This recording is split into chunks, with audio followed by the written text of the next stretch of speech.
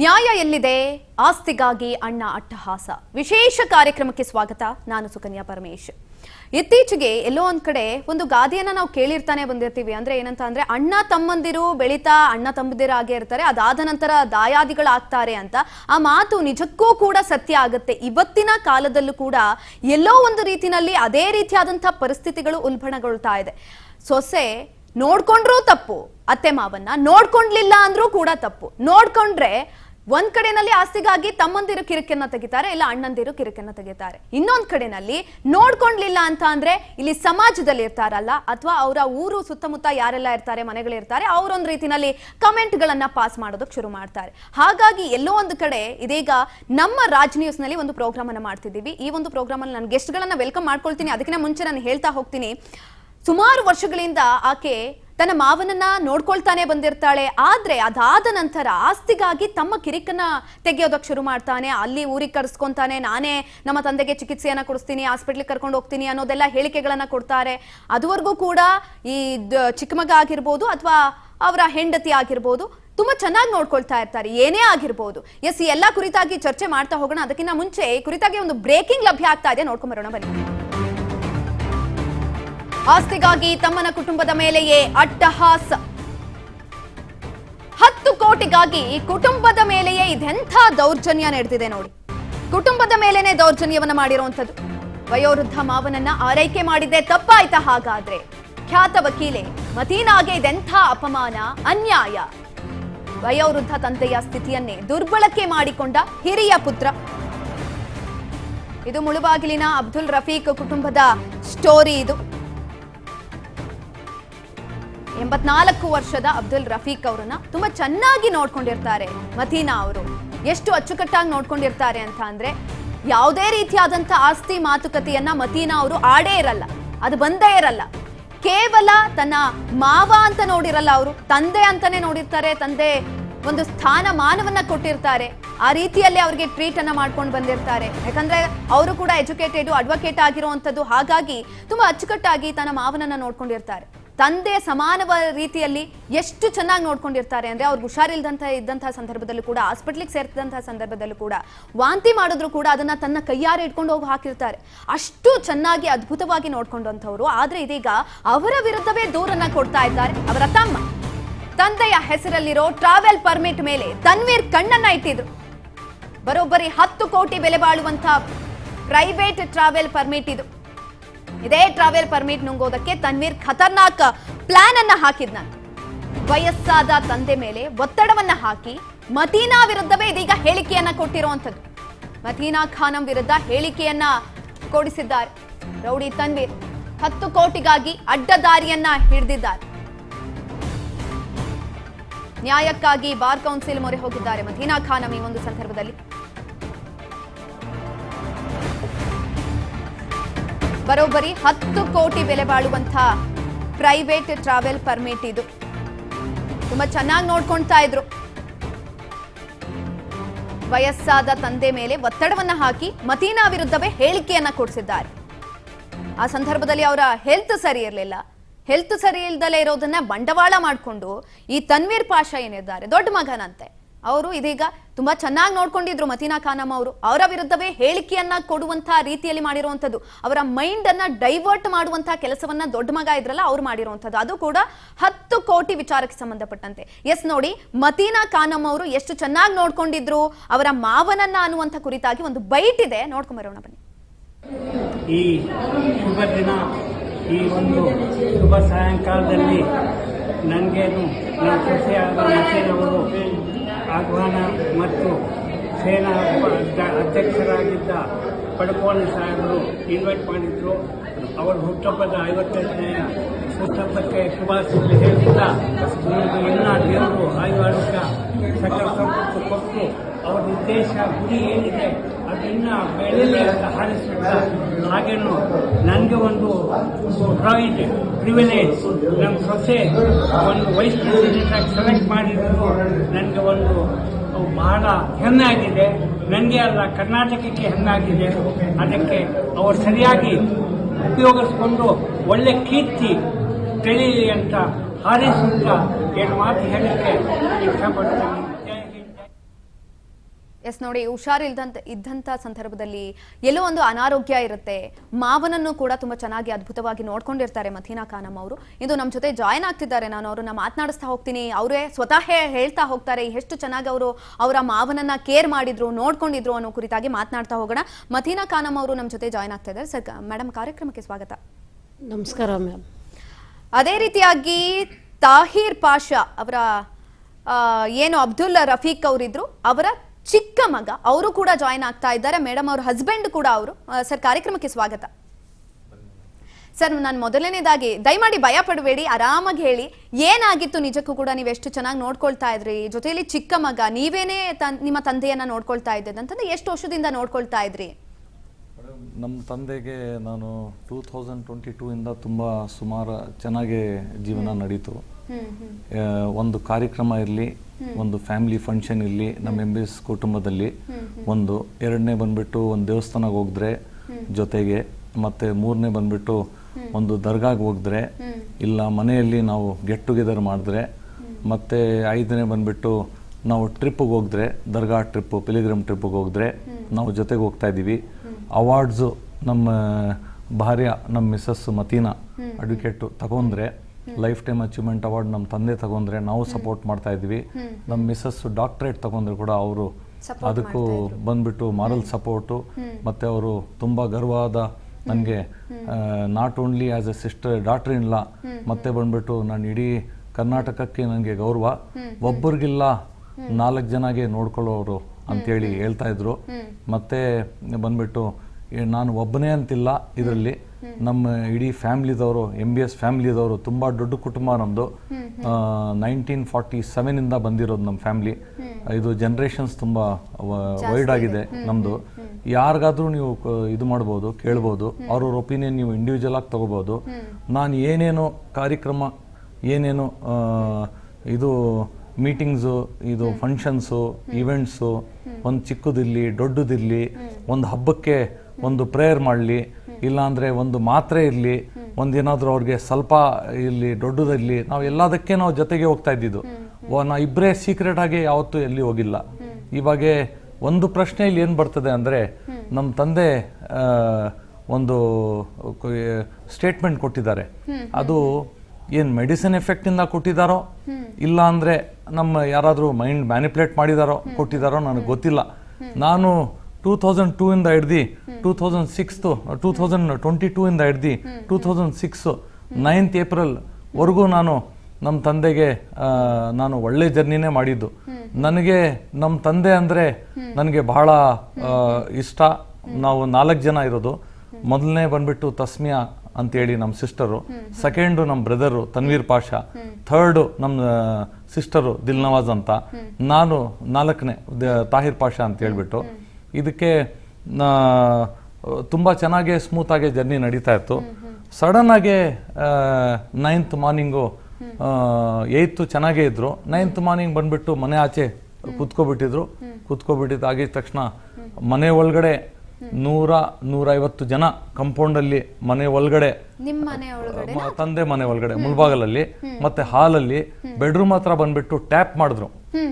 ಎದ್ದೋಳಪ್ಪ ತಾಹಿರ್ ಪಾಷಾ, ಬಾ ಆಚೆ, ರೂಮ್ ಆಚೆ ಅಂದ್ರೆ, ನಾನು ಗಾಬರಿ ಆಗಿ ಏನಾಯ್ತು ಅಂತ ಆಚೆ ಬಂದು ನೋಡಿದ್ರೆ ಪೊಲೀಸು ಬಂದಿದ್ರು, ಜನರು ಬಂದಿದ್ರು, ಮತ್ತೆ ರೌಡೀಸ್ ಬಂದಿದ್ರು, ಕುಡ್ಕೋ ಬಂದಿದ್ರು. ಇಂತ ನಾನು ಇವಾಗ ನಮ್ಮ ತಂದೆ ಫ್ರೆಂಡ್ಸ್ ನಾನು ನೋಡಿದ್ದೀನಿ, ನನಗೆ ಗೊತ್ತು. ತಂದೆ ಫ್ರೆಂಡ್ಸ್ ನನ್ನ ಜೊತೆ ಕಾಂಟ್ಯಾಕ್ಟ್ ನಂಬರ್ಸ್ ಇದೆ, ನನ್ನ ಫ್ರೆಂಡ್ಸ್ ಕಾಂಟ್ಯಾಕ್ಟ್ ನಂಬರ್ಸ್ ಇದೆ, ನಮ್ಮ ಫ್ಯಾಮಿಲಿ ಕುಟುಂಬದ ಕಾಂಟ್ಯಾಕ್ಟ್ ನಂಬರ್ಸ್ ಎಲ್ಲದಿದೆ. ಇದು ಬಿಂದು ಸಡನ್ ಆಗಿ ಬಂದ್ಬಿಟ್ಟು, ನೀನು ಟಾರ್ಚರ್ ಮಾಡ್ತಾ ಇದೀಯಾ ತಂದೆಗೆ, ರಾತ್ರಿ ಟಾರ್ಚರ್ ಮಾಡಿದ್ಯಾ, ಏನಕ್ಕೆ ಟಾರ್ಚರ್ ಮಾಡಿದ್ಯಾ ಅಂತ ಹೇಳಿದ್ರೆ, ಆಸ್ತಿಗೆ ನೀನು ಟಾರ್ಚರ್ ಮಾಡಿದ್ಯಾ, ನೈಟ್ ಎಲ್ಲ ನೀನು ಮಳ್ಗಕ್ಕೆ ನೀನು ಬಿಟ್ಟಿಲ್ಲ ಅಂತೇಳಿ ನನಗೆ ಸಡನ್ ಆಗಿ ಬಹಳ ಆಶ್ಚರ್ಯ ಆಯಿತು, ಬಹಳ ದುಃಖ ಆಯಿತು ನನಗೆ. ನಾನು ಹೋಗಿ ನನ್ನ ತಂದೆಗೆ ನಾನು ಈ ಥರ ಇದು ದುಃಖ ಮಾಡ್ತೀನ, ನಮ್ಮ ತಂದೆ ಜೀವನ ತುಂಬ ಎಷ್ಟು ದಿನ ಉಳುಕ್ತಾರೆ, 100 ವರ್ಷ ಅಲ್ಲ 200 ವರ್ಷ ದೇವ್ರು ಕೊಡಲಿ, ಅವರು ಗಂಜಿ ಕುಡಿದ್ಬಿಟ್ಟು ಅವ್ರ ಜೀವನ ಮಾಡಲಿ, ನನಗೆ ಬಹಳ ಆಸೆ, ನನಗೆ ಬಹಳ ಖುಷಿ. ಯಾಕಂದರೆ ನಮ್ಮ ತಂದೆ MBS ಕುಟುಂಬಕ್ಕೆ ಒಂದು ಬ್ರ್ಯಾಂಡು, ನಾಟ್ ಓನ್ಲಿ ಕರ್ನಾಟಕ, ಡೆಲ್ಲಿವರೆಗೂ ನಮ್ಮ ತಂದೆ ಹೆಸರು ಬಹಳ ಚೆನ್ನಾಗಿದೆ. ಬಸ್ಸಸ್ಸು ಟ್ರಾನ್ಸ್ಪೋರ್ಟಿಂದ ಬಹಳ ವರ್ಷಕ್ಕೊಂದ್ಸತಿ ಬಸ್ಸಸ್ಸು ಮಾಡ್ತಾ ಇದ್ರು, ಮನೆ ಇರಲಿ ಪೇಂಟ್ಸ್ ಮಾಡ್ತಾ ಇದ್ರು, ರಂಜಾನ್ ಇರಲಿ ಮತ್ತೆ ಎನಿ ಕ್ಯಾಲೆಂಡರ್ ತುಂಬಾ ಚೆನ್ನಾಗಿ ಡಿಸೈನ್ ಮಾಡಿಕ್ಕಿದ್ರು. ಹೇಗೆ ಫಂಕ್ಷನ್ಸ್ ಮಾಡಬೇಕು, ಸುಖ ದುಃಖ ಜನರಿಗೆ ಹೆಂಗೆ ತಗೊಂಡು ಹೋಗ್ಬೇಕು ಅಂತ ಹೇಳ್ಬಿಟ್ಟು ಬಹಳ ನೀಟಾಗಿ ನಾನು ಫಾಲೋ ಮಾಡ್ಕೊಂಡ್ ಬರ್ತಾ ಇದ್ದೆ. ನಾನು ನಮ್ಮ ತಂದೆಗೆ ನಾಟ್ ಓನ್ಲಿ ಒನ್ ಸನ್, ನನ್ಗೇನಂದ್ರೆ ನನಗೆ ಡೀಪ್ ಆಗಿ ನನ್ನ ತಂದೆಗೆ ಅಬ್ಸರ್ವ್ ಮಾಡಿದ್ದೀನಿ. ಈ ತರ ನಮ್ಮ ತಂದೆ ಎಲ್ರು ಒಳ್ಳೆಯವನಿರ್ಲಿ ಕೆಟ್ಟವನಿರ್ಲಿ ಏ ತರ ಅವಾಯ್ಡ್ ಮಾಡಬೇಕು, ಏ ತರ ಹೋಗ್ಬೇಕು, ಕೋಪ ಮಾಡ್ದಿರಾ ತುಂಬಾ ಕಲ್ತಿದ್ದೀನಿ. ನಾನು 47 ಇಯರ್ಸ್ ನನಗೆ. ನಾನು ಸಡನ್ ಆಗಿ ಮದುವೆಗೆ ಹೋಗ್ತಾ ಇದ್ರು, ಬರ್ತಾ ಇದ್ರು. ಒಂದು ಮದುವೆ ಒಂದು ಫ್ಯಾಮಿಲಿ ಕುಟುಂಬದಲ್ಲಿ ಹೋಗ್ಬಿಟ್ಟು ಬಂದ್ರು. ಪೈನಾಪಲ್ ಜ್ಯೂಸು ನಮ್ಮ ತಂದೆನೇ ಸ್ಟೇಟ್ಮೆಂಟ್ ಹೇಳಿದ್ದು. ನಾನು 3 ಗ್ಲಾಸ್ ನಾನು ಕುಡ್ದಾದ್ಮೇಲೆ ನನಗೆ ಕೆಮ್ಮು ಬಂತು, ಮತ್ತೆ ನನಗೆ ಸ್ವಲ್ಪ ಎಫೆಕ್ಟ್ ಆಗಿದೆ. ನನಗೆ 5 ಗಂಟೆ ಬೆಳಗ್ಗೆ ನಮ್ಮ ಮಿಸ್ಸಸ್ಗೆ 8:15 8:45 ರಿಕಾರ್ಡ್ಸ್ ಇದೆ, ಟೆಲಿಫೋನ್ ರಿಕಾರ್ಡ್ಸ್ ತೋರಿಸ್ತೀನಿ. ಮಾತಾಡ್ತಾರೆ, ಏನು ಮನೆಗೆ ಬಂದು ಸೇರಿದ್ರ. ಮತ್ತೆ 10 ಗಂಟೆಗೆ ಕರೆಕ್ಟಾಗಿ ನಾನು ಮಳಗೋಗೋಕೆ ಮುಂಚೆ ನನಗೆ 3 ಸತಿ ಬೆಂಗಳೂರಿದ್ದಾಗೆ ಫೋನ್ ಮಾಡ್ತಾ ಇದ್ರು.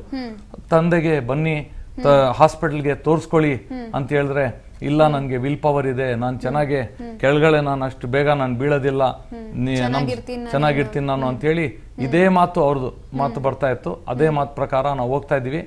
ಒನ್ ಸಡನ್ ಡೇ ಏನಾಯ್ತಂದ್ರೆ, ನಮ್ಮ ತಂದೆಗೆ ಮುಲ್ಬಾಗಲ್ ಆಸ್ಪತ್ರೆ 1:30 ಗಂಟೆಗೆ ಗೌರ್ಮೆಂಟ್ ಆಸ್ಪತ್ರೆಗೆ ಕರ್ಕೊಂಡು ಹೋಗಿದಾರಂತ ನನಗೆ ಯಾರು ಹೇಳಲಿಲ್ಲ.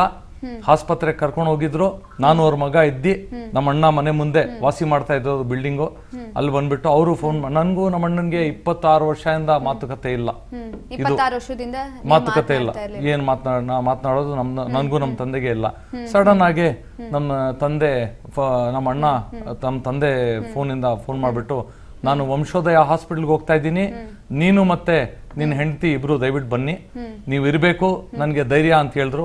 ಆವತ್ತೇ ನನಗೆ ಗೊತ್ತಾಗಿ ನಮ್ಮ ಫ್ಯಾಮಿಲಿಯಿಂದ ನನಗೆ ಮೆಸೇಜ್ ಬಂತು, ನಮ್ಮ ರಿಲೇಟಿವ್ಸ್ ಇಂದ, ನಮ್ಮ ತಂದೆ ಫ್ರೆಂಡ್ಸ್ ಇಂದ ನನಗೆ ಬಂತು. ಕಾಲ್ ರಿಕಾರ್ಡ್ಸ್ ಇದೆ, ನಾನು ತೋರಿಸ್ತೀನಿ. ಇದು ನಾವು ಮನೆ ಮುಂದೆ ಓದಿವಿ. ವಂಶೋದಯ ಹಾಸ್ಪಿಟಲ್ಗೆ ನಮ್ಮ ತನ್ವೀರ್ ಪಾಷಾ ನಮ್ಮ ಎಲ್ಡರ್ ಬ್ರದರು ಕರ್ಕೊಂಡು ಹೋಗಿದ್ರು. ನಮ್ಮ ತಂದೆನೇ ಎಲ್ಲ ಕಾಸೆಲ್ಲ ಅವರೇ ಸಂಪಾದನೆ ಮಾಡಿ ಅವರೇ ಇದು ಮಾಡ್ತಾ ಇದ್ದಿದ್ದು, ಅವರೇ ತೋರಿಸ್ಕೊಂತಾ ಇದ್ರು. ನಮ್ಮ ತಂದೆಗೆ ಹೇಳ್ದೆ, ಅಪ್ಪ ಲೀಲಾವತಿ ಹಾಸ್ಪಿಟಲ್ ಇದೆ, ಅಲ್ಲಿ ಒಂದ್ಸತಿ ತೋರ್ಸ್ಕೊಳ್ಳೋಣ ಅಂದ್ರೆ ನಮ್ಮ ಅಣ್ಣ ಬಂದ್ಬಿಟ್ಟು, ನಮ್ಮ ತಂದೆ ಬರಕ್ಕೆ ರೆಡಿ ಇದ್ರು. ನಮ್ಮ ಅಣ್ಣ ಏನಂದ್ರು, ನಾನ್ ಟ್ರಸ್ಟ್ ಮಾಡೋದಿಲ್ಲ ಆಸ್ಪತ್ರೆಗೆ, ನಮ್ಮ ತಾಯಿ ಹಾಸ್ಪಿಟಲ್ ಅಲ್ಲಿ ಇದ್ರು.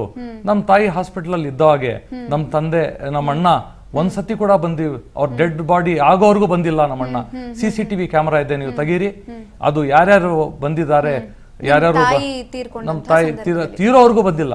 ಅವರು ಪ್ರಾಮಿಸ್ ಮಾಡಿದ್ರು ಏನಂದ್ರೆ, ನನ್ನ ತಾಯಿ ಡೆಡ್ ಬಾಡಿ ಬರೋವರೆಗೂ ನಾನು ಬಂದು ನೋಡೋದಿಲ್ಲ ಅಂತ ಪ್ರಾಮಿಸ್ ಮಾಡಿದ್ದು. ಇದಕ್ಕೆ ನಾನು, ನಮ್ಮ ದೇವರು ಮತ್ತೆ ನಮ್ಮ ಜನರು ಇದ್ದಾರೆ, ವಿಟ್ನೆಸಸ್ ಕೂಡ ನಾನು ಕೊಡ್ತೀನಿ. ನಾನು ಹೇಳ್ತಾ ಇಲ್ಲ, ಕಾಲ್ ರೆಕಾರ್ಡಿಂಗ್ಸ್ ಇದೆ, ನೀವು ಬೇಕಂದ್ರೆ ನ್ಯೂಸ್ ಅಲ್ಲಿ ಇದು ತೋರಿಸಬಹುದು. ಯಾಕಂದ್ರೆ ಹೇಳೋದು ಬೇರೆ, ಇದು ಮಾಡೋದು ಬೇರೆ.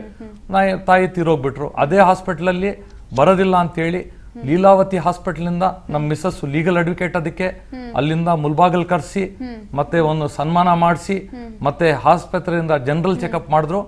ಏನ್ ಬೇಕಾಗಿಲ್ಲ, BP ಟೆಸ್ಟ್ ಮಾಡೋದು ಬೇಡ, ಶುಗರ್ ಟೆಸ್ಟ್ ಮಾಡೋದು ಬೇಡ, ವಂಶೋದಯ ಹಾಸ್ಪಿಟಲ್ ದಿ ಬೆಸ್ಟ್, ನಾನು ಅಲ್ಲೇ ಮಾಡಿಸ್ತೀನಿ ಅಂದ್ರು. ನಾನು ಇವಾಗ ಸುಮ್ಮನೆ ಇರಬೇಕು, ತಂದೆ ಹೆಲ್ತ್ ಸರಿ ಇಲ್ಲ ಅಂದ್ರೆ. ಈಗ ಅಲ್ಲಿ ಕರ್ಕೊಂಡು ಹೋದ್ರು. ಅಲ್ಲಿ as A night attender pass ನನ್ನ ರತೆ ಇದೆ, ನಾನು ತೋರ್ಸಕ್ಕೆ ಇಷ್ಟಪಡ್ತೀನಿ. ಒಂದು ಬಂದ್ಬಿಟ್ಟು ಇದೇ ಪಾಸ್ ನಂದು. ಇದು ನೈಟ್ ಅಟೆಂಡರ್ ಲೀಲಾವತಿ ಪಾಸು ಇದೆ, ಮತ್ತೆ ಬಂದ್ಬಿಟ್ಟು ಫಿಲೋಮಿನಾಸ್ ಪಾಸು ಇದೆ. ಈ ಪಾಸು ಇಟ್ಕೊಬಿಟ್ಟು ನಾನು ಅಲ್ಲೇ ಇರ್ತಾ ಇದ್ದೆ.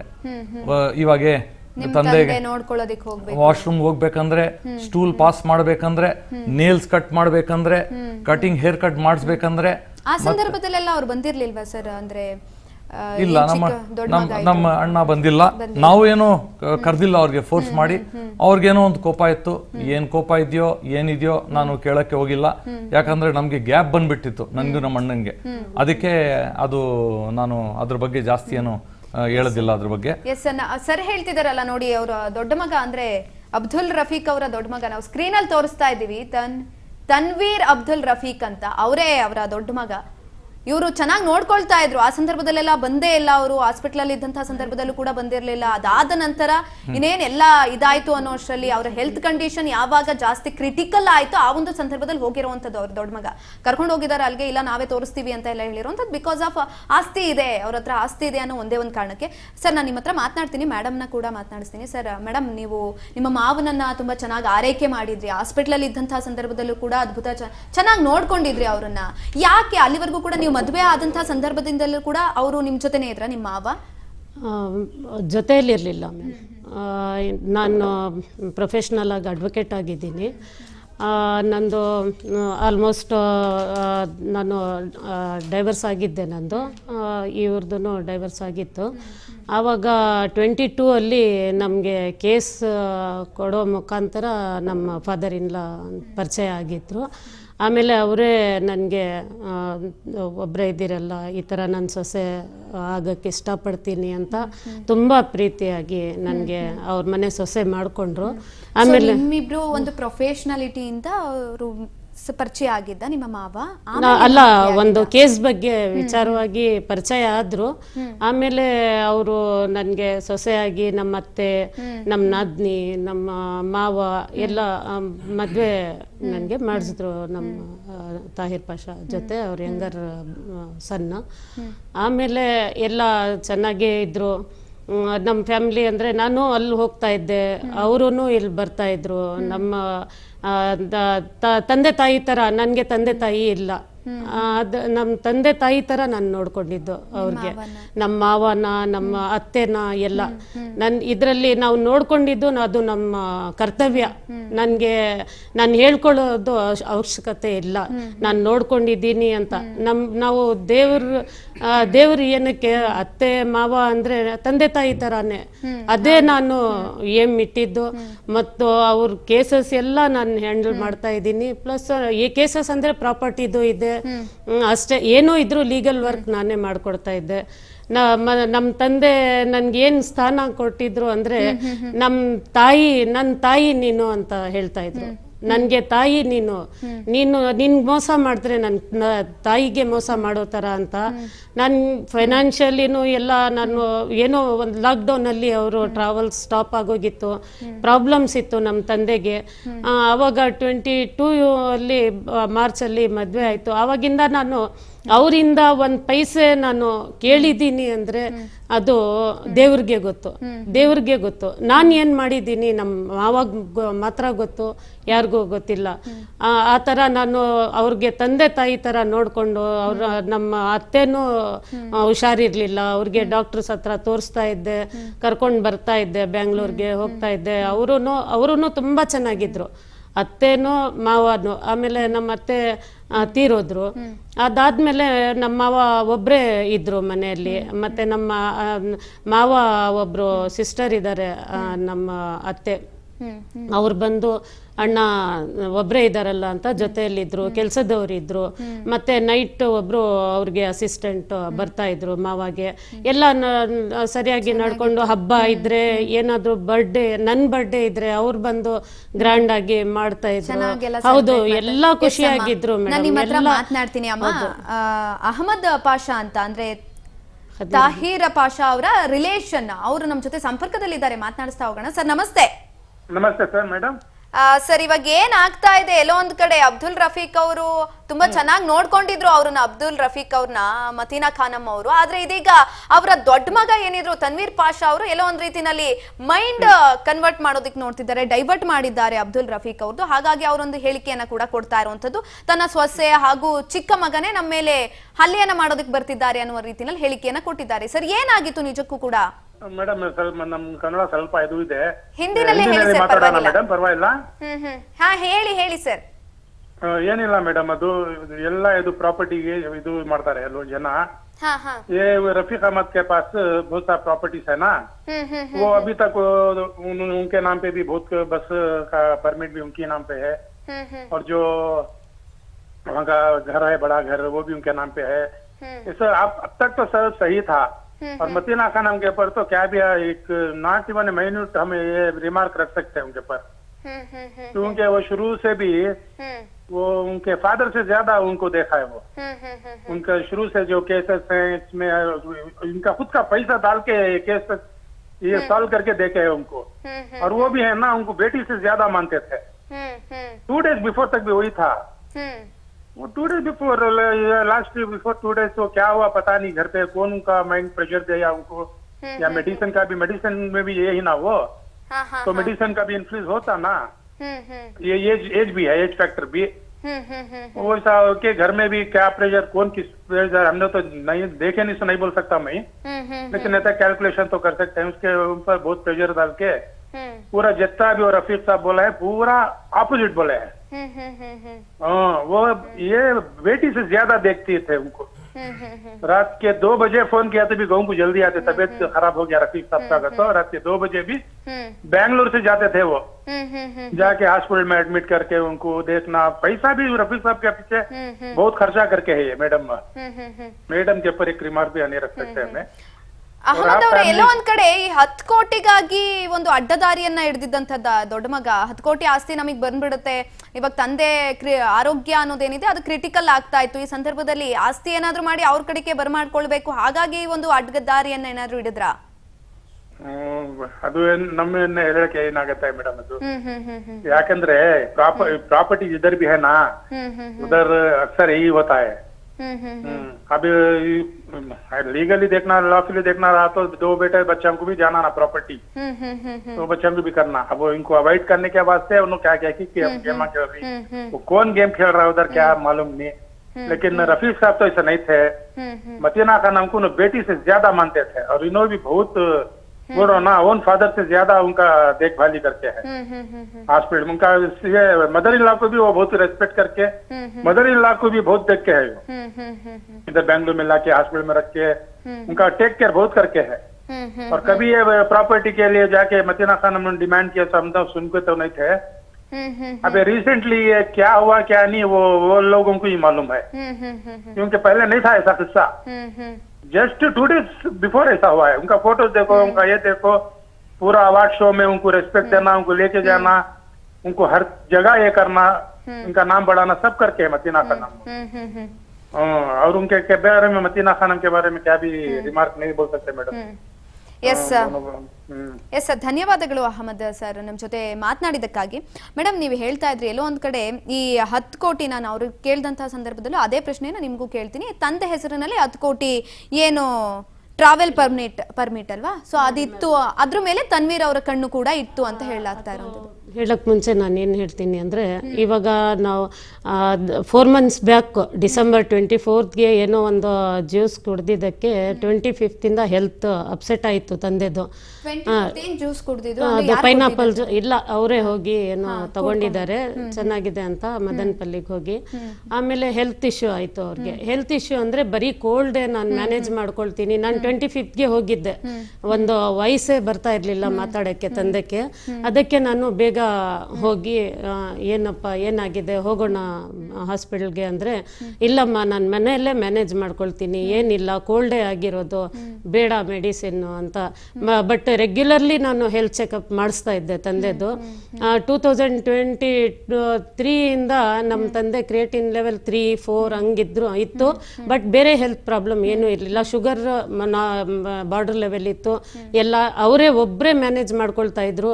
ಅಷ್ಟು ಅಂದರೆ ಏನಾದರೂ ಪ್ರಾಬ್ಲಮ್ ಆದರೆ ನಾವು ಹಾಗೆ ಹೋಗ್ತಾ ಇದ್ವಿ, ಯಾರಿಗೂ ತೊಂದರೆ ಕೊಡೋದು, ಮಗನ ಸೊಸೆನ ಅದು ಮಾಡ್ತಾ ಇರಲಿಲ್ಲ ಅವರು. ನಾವೇ ಹೋಗಿ ನಾವೇ ಏನೋ ಕರ್ಕೊಂಡು ಹೋಗೋಣ ಹಾಸ್ಪಿಟಲ್ಗೆ ಅಂದ್ರೂ ಬರ್ತಾ ಇರಲಿಲ್ಲ. ಇಲ್ಲ ನಾನು ಮ್ಯಾನೇಜ್ ಮಾಡ್ಕೊಳ್ತೀನಿ, ಹಾಸ್ಪಿಟಲ್ ಬೇಡ ಅಂತ. ಆಮೇಲೆ 15 days ಆದಮೇಲೆ ವಿಪರೀತ ಪ್ರಾಬ್ಲಮ್ ಆಯಿತು. ಏನಂದರೆ ಅದು ಕೋಲ್ಡಿಂದ ಲಂಗ್ಸಲ್ಲಿ ವಾಟ್ರ್ ಜಾಮ್ ಆಗಿತ್ತು. ಆಮೇಲೆ ಕ್ರಿಯೇಟಿನ್ ಲೆವೆಲ್ಲು ಇತ್ತು ಅವ್ರಿಗೆ ಮೊದಲೇ. ಅದು ಜಾಸ್ತಿ ಆದಮೇಲೆ ಒಂದು ದಿವಸ ಫೋನ್ ಮಾಡಿದ್ರು ತಂದೆ, ನನಗೆ ಹಾಸ್ಪಿಟಲ್ಗೆ ಕರ್ಕೊಂಡು ಹೋಗ್ತಾ ಇದ್ದಾರೆ ಬನ್ನಿ ಅಂತ. ಆಮೇಲೆ ಬ್ಯಾಂಗ್ಳೂರ್ಗೆ ಬರೋಣ ಅಂದರೆ ತನ್ವೀರ್ ಅಣ್ಣ ಹೇಳಿದ್ರು, ಇಲ್ಲ ನಮಗೆ ಗೊತ್ತಿರೋದು ವಂಶೋದಯ ಹಾಸ್ಪಿಟ್ಲು, ನಾನು ಅಲ್ಲೇ ಕರ್ಕೊಂಡು ಹೋಗೋಣ ಅಂತ ನಮಗೂ ಜೊತೆಯಲ್ಲಿ ಕರ್ಕೊಂಡು ಹೋದರು. ಅಲ್ಲಿ ಅಡ್ಮಿಟ್ ಅಂದರೆ ಒಂದು 2 hours 3 hours ಅಡ್ಮಿಟ್ ಮಾಡಿ, ಯಾಕಂದರೆ ತಂದೆ ಅಡ್ಮಿಟ್ ಆಗೋಕ್ಕೆ ಒಪ್ಪಿಲ್ಲ. ಇನ್ನೊಂದು ಕಡೆನಲ್ಲಿ ಅವರು ಅವರು ದೊಡ್ಡ ಮಗ ಅವರು ಏನ್ ನೋಡ್ಕೊಂತಿದ್ರು, ಆ ಸಂದರ್ಭದಲ್ಲಿ ರೌಡಿಗಳು ಕೂಡ ಅಟ್ಯಾಕ್ ಮಾಡಿದ್ರು ಅಂತ ಕೂಡ ಹೇಳಿ. ಬೆಳಗ್ಗೆ ಅದು ಬೇರೆ ವಿಷಯ. ನಿಮ್ಮ ಮೇಲೆ ಏನಾದ್ರು ಹಲ್ಲೆ ಮಾಡಿದ್ರಾ? ಅದು ಆದ್ಮೇಲೆ ನಾನು ಹೇಳ್ತೀನಿ. ಇವಾಗ ಆ ವಂಶದ ಹಾಸ್ಪಿಟಲ್ಗೆ ಹೋಗಿ ಎಲ್ಲ ಟ್ರೀಟ್ಮೆಂಟ್ಗೆಲ್ಲ ಇದು ಮಾಡಿದ್ವಿ. ಆವಾಗ ಒಂದು ಸ್ವಲ್ಪ ದಿವಸ ಚೆನ್ನಾಗಿದ್ರು. ರಂಜಾನಲ್ಲಿ ಅವರು ಇಫ್ತಾರ್ ಪಾರ್ಟಿ ಎಲ್ಲ ಮಾಡಿದ್ರು, ನಮಗೆಲ್ಲ ಸೇರಿಸಿ ಎಲ್ಲ ಪಾರ್ಟಿ ಮಾಡಿ ಎಲ್ಲ ಮಾಡಿದ್ರು. ಆಮೇಲೆ ಮತ್ತೆ ಅಪ್ಸೆಟ್ ಆಯಿತು ಹೆಲ್ತ್. ಆವಾಗ ಬ್ಯಾಂಗ್ಳೂರ್ ಕರ್ಕೊಂಡು ಹೋಗೋಣ ಅಂದರೆ ಸ್ವಲ್ಪ ಪ್ರಾಬ್ಲಮ್ ಮಾಡಿದ್ರು ಅಣ್ಣ. ಇವಾಗ ಡಾಕ್ಟ್ರು ಹೇಳ್ಬಿಟ್ಟಿದ್ದಾರೆ ಮನೆಯಲ್ಲೇ ಇಟ್ಕೊಂಡು ನೋಡ್ಕೊಳ್ಳೋಣ, ಅವ್ರಿಗೆ ಏನು ಇವಾಗ ಟ್ರೀಟ್ಮೆಂಟ್ ನಡೆಯಲ್ಲ ಅಂತ. ಬಟ್ ತಂದೆ ನನಗೆ ನಮ್ಮ ಹಸ್ಬೆಂಡ್ಗೆ ಹೇಳಿದ್ದಾರೆ, ನನ್ಗೆ ಕರ್ಕೊಂಡು ಹೋಗು, ಡಾಕ್ಟರ್ ಖೈಸರ್ ಹತ್ರ ನನಗೆ ತೋರಿಸು, ನಾನು ಟ್ರೀಟ್ಮೆಂಟ್ ಮಾಡಿಸ್ಕೊಳ್ತೀನಿ ಅಂತ. ಆಮೇಲೆ ಫೋರ್ಸಿಂದ ತನ್ವೀರ್ ಅಣ್ಣ ಅಪೋಸ್ ಮಾಡಿದ್ರೂ ಫೋರ್ಸಿಂದ ತಂದೆ ವಿಲ್ಲಿಂದಾನೆ ಇಲ್ಲಿ ಕರ್ಕೊಂಡು ಬಂದು ಖೈಸರ್ ಡಾಕ್ಟರ್ಗೆ ತೋರಿಸಿ ಫಿಲೋಮಿನಾ ಹಾಸ್ಪಿಟಲಲ್ಲಿ ಅಡ್ಮಿಟ್ ಮಾಡಿದ್ವಿ 1-2-3 ಡೇಸ್. ಆಮೇಲೆ ಸ್ವಲ್ಪ ಸ್ಟೇಬಲ್ ಆದ್ರು. ಸ್ಟೇಬಲ್ ಆದ್ಮೇಲೆ ಅವರೇ ತಂದೆನೇ ಹೇಳಿದ್ರು ನಾನು ಮನೆಗೆ ಹೋಗ್ತೀನಿ ಅಂತ. ಮನೆಗೆ ಬಂದ್ರು, ಡಿಸ್ಚಾರ್ಜ್ ಮಾಡ್ಕೊಂಡು ನಾನು, ನಮ್ಮ ಹಸ್ಬೆಂಡು, ಅವರು ಸಿಸ್ಟರ್ ಇದ್ರು, ನಮ್ಮ ಮಾವ ಬ್ರದರ್ ಇದ್ರು, ಎಲ್ಲರೂ ಕರ್ಕೊಂಡು ಬಂದು ಅಲ್ಲಿ ಮನೆಯಲ್ಲಿ ಡಿಸ್ಚಾರ್ಜ್ ಮಾಡಿ ಮನೆಗೆ ಮುಲ್ಬಾಗಲಲ್ಲಿ ಬಿಟ್ರು. ನೆಕ್ಸ್ಟ್ ಡೇ ಅವರೇ ಅವ್ರ ತಮ್ಮಂದಿರನ್ನ ಇಟ್ಕೊಂಡು, ಅವ್ರ ತಂಗಿ ಇದ್ರು, ಇಬ್ರು ಇಟ್ಕೊಂಡು, ನಾನು ನಮ್ಮ ಚಿಕ್ಕ ಮಗಾಗೂ ಇಬ್ಬರು ಮಕ್ಕಳಿಗೂ 50-50 ಮನೆಯಲ್ಲಿ 50-50 ಅರ್ಧ ಭಾಗ, ಅಲ್ಲಿ ಅರ್ಧ ಏನ್ ಬಸ್ ಇದೆ ಜೈ ಭಾರತ್ ಅದರಲ್ಲಿ 50-50 ಮಾಡ್ತೀನಿ ಅಂತ ಅಷ್ಟು ಡಿಕ್ಲೇರ್ ಮಾಡಿದ್ರು. ಅದಾದ್ಮೇಲೆ ಇವರು ತನ್ವೀರ್ ಅಣ್ಣ ಅವರು ಏನು ಮಾಡಿದ್ರು, ಪರ್ಮಿಟ್ ನನ್ನ ಹೆಸರಲ್ಲಿ ನಾನು ಅಗ್ರಿಮೆಂಟ್ ಮಾಡ್ಕೊಡ್ತೀನಿ ಅಂತ ಅವರೇ ಕ್ರಿಯೇಟ್ ಮಾಡಿದ್ದು. ನಾವು ಆಸ್ತಿ ಕೇಳಲಿಲ್ಲ, ನಮ್ಮ ತಂದೆ ಚೆನ್ನಾಗಿದ್ರೆ ನಮ್ಗೆ ಸಾಕು. ನಾವು ಒಂದ್ಸತಿ ದೇವ್ರ ಹಣ್ಣಗೆ ನಾನು ಹೇಳ್ತೀನಿ, ನಮಗೆ ಏನು ನಾವು ಇಲ್ಲಿವರೆಗೂ ನಾವು ಕೇಳಲಿಲ್ಲ. ಬಟ್ ಇವರೇ ಪರ್ಮಿಟ್ ನನಗೆ. ಆಮೇಲೆ ತಂದೆ ಮೈಂಡ್ ಸ್ವಲ್ಪ ಅವ್ರಿಗೆ ಯೂರಿಯಾ ಜಾಸ್ತಿ ಇದೆ, ಹೆಲ್ತ್ ಇಶ್ಯೂ ಇದೆ. ಇವಾಗ ಸ್ಟೇಬಲ್ ಇದ್ದಾಗ ನನ್ನ ಫೇವರ್ ಆಗಿ ಎಷ್ಟೋ ನನ್ನ ಮಗಳ ತರ ತಾಯಿ ತರ ಇದ್ ಮಾಡಿ ಒಂದ್ಸತಿ ನನ್ಗೆ ದೇವ್ರು ನೀವು ಅಂತ ಹೇಳಿದ್ದಾರೆ. ಇವಾಗ ಅನ್ಸ್ಟೇಬಲ್ ಇದ್ದಾರೆ, ಅವರು ಹೆಲ್ತ್ ಇಶ್ಯೂ ಇದೆ, ಹೆಂಗೋ ಮೆಡಿಸಿನ್ಸ್ ತಗೊಳ್ತಾ ಇದ್ದಾರೆ. ಆವಾಗ ಏನ್ ಮೈಂಡ್ ಡೈವರ್ಟ್ ಮಾಡ್ಕೊಂಡು ನೀವ್ ಏನ್ ತಗೊಳ್ತೀರಾ ತಗೊಳ್ಳಿ. ಬೇರೆಯವರು ಒಂದ್ ಹೆಣ್ಮಕ್ಳನ್ನ ಈ ತರ ಇದ್ ಮಾಡಿ, ನಾನು ಎಷ್ಟೋ ಪ್ರಾಣ ಇಟ್ಟು ನಮ್ಮ ತಂದೆನ ಫಾದರ್ ಇನ್ ಲಾ ನಾನು ನೋಡ್ಕೊಂಡಿದ್ದೀನಿ. ಇವಾಗ ಸೀನಿಯರ್ ಸಿಟಿಸನ್ ಅಂತಾರೆ. ಸೀನಿಯರ್ ಸಿಟಿಸನ್ಗೆ ಈ ತರ ನಾನು ಒಂದ್ ತಂದೆ ಸಮಾನ ಕೊಟ್ಟು ನೋಡಿದ್ಮೇಲೆ, ಅವ್ರು ನೋಡ್ಕೊಂಡ್ಮೇಲೆ ಈ ತರ ಸ್ಟೇಟ್ಮೆಂಟ್ ಕೊಡೋದು, ಇವಾಗ ಎಲ್ರು ಭಯ ಪಡ್ತಾರೆ. ಸೀನಿಯರ್ ಸಿಟಿಸನ್ ನ ನೋಡ್ಕೊಳ್ಳಕ್ಕೆ ಎಲ್ಲ ಭಯ ಪಡ್ತಾರೆ. ಯಾಕಂದ್ರೆ ಕೂಡ ಕರೆಕ್ಟ್. ಎಲ್ಲೋ ಒಂದ್ ಕಡೆ ಇವಾಗ ಈ ಒಂದು ಸಂದರ್ಭದಲ್ಲಿ ಏನಾಗ್ತಾ ಇದೆ ಅಂತ ಅಂದ್ರೆ, ಎಜುಕೇಟೆಡ್ ನಮಗೆ ಸೊಸೆಗಳು ಬೇಡಪ್ಪ, ಅವ್ರು ನೋಡ್ಕೊಳ್ಳೋದೇ ಇಲ್ಲ. ಎಜುಕೇಟೆಡ್ ಇದ್ರು ಅಂದ್ರೆ ದುರಾಂಕಾರ ಇರುತ್ತೆ, ಅವ್ರು ನಮ್ಮನ್ನ ನೋಡ್ಕೊಳಕ್ ಬರಲ್ಲ, ಅತ್ತೆ ಮಾವನ ಕ್ಲೀನ್ ಆಗಿ ನೋಡ್ಕೊಳ್ಳಲ್ಲ, ಈ ರೀತಿಯಾದಂತ ಒಂದು ಕೂಗು ಕೂಡ ಕೇಳಿ ಬರ್ತಾ ಇರೋದು. ಅದ್ರಲ್ಲೂ ಕೂಡ ನೀವು ಅಡ್ವೊಕೇಟ್ ಆಗಿದ್ರು ಕೂಡ ನಿಮ್ಮ ಮಾವನ್ನ ಸ್ವತಃ ತಂದೆ ರೀತಿನಲ್ಲಿ ನೋಡ್ಕೊಂಡಿದ್ದೀರಾ. ಅದಕ್ಕೆ ನಿಮಗೆ ತುಂಬ ಹೃದಯದ ಧನ್ಯವಾದಗಳು. ಸಮಾಜಕ್ಕೂ ಕೂಡ ಒಂದು ಒಳ್ಳೆಯ ಮೆಸೇಜ್ ಅನ್ನ ಕೂಡ ಕೊಡ್ತಾ ಇದ್ದೀರಾ. ಸರ್, ಕೊನೆಯದಾಗಿ ನೀವು ಹೇಳೋದಾದ್ರೆ 1 ನಿಮಿಷದಲ್ಲಿ. ಸಮಯ ತುಂಬಾ ಕಡಿಮೆ ಇದೆ, ಹಾಗಾಗಿ ಇವಾಗ ಅಟ್ಯಾಕ್ ಮಾಡಿರೋದು ಒಂದು 9th ಬೆಳಗ್ಗೆ ನಾನು ಮನೆಗೆ ಹೋಗಿದ್ದೀನಿ. ಬರೀ ಪರ್ಮಿಟ್ಗೆ ಅಪ್ಲೈ ಮಾಡ್ಬಿಟ್ಟು ದೊಡ್ಡ ಮಗ ಇಲ್ಲಿ ತಂದೆಗೆ ಕರ್ಕೊಂಡು ಹೋಗ್ಬೇಕು ಬೆಂಗಳೂರಿಗೆ, ಅದಕ್ಕೋಸ್ಕರ ನಮ್ಗೆ ರೌಡೀಸ್ನ ಕರೆಸಿ, ಪೊಲೀಸ್ನ ತಂದೆ ಕಡೆಯಿಂದ ಕಂಪ್ಲೇಂಟ್ ಮಾಡಿ ಪೊಲೀಸ್ನ ಕರೆಸಿ ನಮ್ಗೆ ಆಚೆ ಹಾಕಿರೋದು. ಯಾಕಂದ್ರೆ ನಾವು ಅಲ್ಲಿ ಇರಬಾರ್ದು, ಅಲ್ಲಿದ್ರೆ ಇವ್ರಿಗೆ ಅಬ್ಜೆಕ್ಷನ್ ಆಗುತ್ತೆ. ಏನ್ ಮಾಡ್ಕೊಂಡ್ರೆ ಬರೀ ಪರ್ಮಿಟ್ ಟ್ರಾನ್ಸ್ಫರ್ ಮಾಡಿಸ್ಕೊಳ್ಳೋಕ್ಕೋಸ್ಕರ ನನ್ನ ಮೇಲೆ ಅಪವಾದ ಮಾಡಿಸಿದ್ದಾರೆ ತಂದೆ ಕಡೆಯಿಂದ. ತಂದೆಗೆ ನಾನು ನೋಡ್ಕೊಂಡಿರೋದು ಎಲ್ಲ ಪ್ರೂಫ್ ಇದೆ. ಇವಾಗ ಮಾಡಿದ್ದಾರೆ. ನಾನು ನಿಮಗೆ ನ್ಯಾಯ ಸಿಕ್ಕೇ ಸಿಗುತ್ತೆ ನೋಡಿ. ದೇವ್ರನ್ನ ನಾವು ಎಲ್ಲಿದ್ದಾರೋ ಇಲ್ಲಿದ್ದಾರೆ ಅಂತ ಗುಡಿಗಳಿಗೆ ಹೋಗಿ ಕೈ ಮುಗಿತೀವಿ. ಅದೆಲ್ಲ ಬಿಟ್ಟು ನಮ್ ಜೊತೆಯಲ್ಲಿ ಇರುವಂತಹ ಹಿರಿಯರು, ಅಪ್ಪ ಅಮ್ಮದಿರ ಆಗಿರ್ಬೋದು, ಅತ್ತೆ ಮಾವ ಆಗಿರ್ಬೋದು, ಯಾರೆಲ್ಲ ಇರ್ತಾರೆ ಅವ್ರನ್ನ ಚೆನ್ನಾಗಿ ನೋಡ್ಕೊಂಡ್ರೆ ಸಾಕು. ನಮ್ಗೆ ಏನು ಸಿಗ್ಬೇಕೋ ಅದು ಸಿಕ್ಕೇ ಸಿಗುತ್ತೆ. ನಿಮ್ಗೂ ಕೂಡ ಸರ್, ನಿಮ್ಗೂ ಹಾಗೆ ನಿಮ್ಮ ಮಿಸ್ಸಸ್ ಅವ್ರಿಗೂ ತುಂಬ ಹೃದಯದ ಧನ್ಯವಾದಗಳು. ನಿಮ್ಗೆ ನ್ಯಾಯ ಸಿಕ್ಕೇ ಸಿಗುತ್ತೆ ಸರ್. ನ್ಯಾಯ ಸಿಗ್ಬೇಕು. ಇವಾಗ ತನ್ವೀರ್ ಅವ್ರ ಅಸೋಸಿಯೇಟ್ ನೂರ್ ಅಂತ ಇದ್ದಾರೆ, ಅಬ್ರಾರ್ ಅಂತ ಇದ್ದಾರೆ. ಇವರಿಂದ ನನ್ಗೆ ಪ್ರಾಣ ಬೆದರಿಕೆ ಇದೆ. ಬೀಯಿಂಗ್ ಅಡ್ವೊಕೇಟ್ ನಾನು ಮೀಡಿಯಾ ಅಲ್ಲಿ ಹೇಳ್ತೀನಿ, ನೂರ್, ತನ್ವೀರ್, ಅಬ್ರಾರ್ ಅಂಡ್ ಅಸೋಸಿಯೇಟ್ಸ್ ನಮ್ಮ ಮೇಲೆ ಊರ್ಗೆ ನಾವು ಬಂದ್ರೆ ಪ್ರಾಣ ಮೇಲೆ ಭಯ ಪಡಬೇಡಿ. ನಿಮ್ ಜೊತೆಲಿ ರಾಜ್ ನ್ಯೂಸ್ ಕೂಡ ಇರುತ್ತೆ, ಅದನ್ನ ನೀವು ಮರಿಬೇಡಿ. ನೋಡ್ತಾ ಇರಿ ರಾಜ್ ನ್ಯೂಸ್ ಕನ್ನಡ, ಜನಸೇವೆಗೆ ನಾವು ಸದಾ ಸಿದ್ಧ.